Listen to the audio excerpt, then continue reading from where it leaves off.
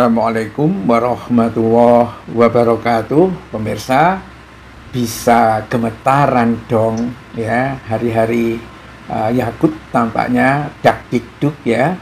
Malam ini pemirsa, KPK itu menggeledah rumah Yakut Khalil Qomas, mantan Menteri Agama. Ya, kalau seperti ini jadinya, ini ya countdown aja, hitung mundur aja kelihatannya. Seperti itu biasanya ya.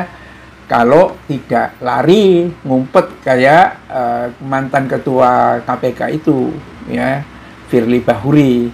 Ya, kita tidak tahu ya. Ini KPK memang tampaknya masih wait and see apakah juga memeriksa Jokowi. Kalau kita melihat bagan komandonya, laporan forensiknya itu kan Yakut Khalil itu kan ke KPK membawa SK dari Jokowi. Nah, kemarin itu sudah ada pemeriksaan ke travel agen itu, yang tortor yang menerima limpahan visa sehingga bisa menyelenggarakan haji furoda itu, maktur ya. Dan sekarang digeledahlah rumahnya Yakut itu. Penggeledahan ini dilakukan terkait dengan kasus dugaan korupsi kuota haji ini. Ya, pada saat saya membuat ini sedang proses penggeledahan, belum selesai, pemirsa. Mungkin bisa sampai tengah malam begitu. Nah, tim juga melakukan penggeledahan di rumah saudara YCK yang berlokasi di daerah Jakarta Timur.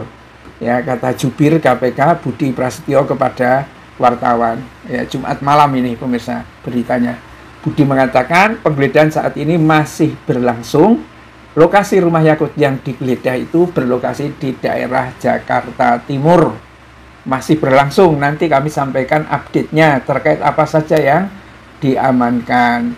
Nah, sebelumnya KPK juga melakukan pencegahan terhadap ex-Menteri Agama Yakut Khalil Qomas untuk 6 bulan ke depan.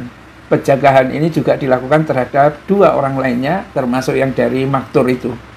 Ya, tanggal 11 Agustus KPK mengeluarkan surat itu ya tentang larangan ke luar negeri kepada 3 orang ya, YCK, kemudian stafnya yang sekarang menjadi orang di PBNU, kemudian Fuad siapa gitu namanya, terkait dengan perkara sebagaimana tersebut di atas ya.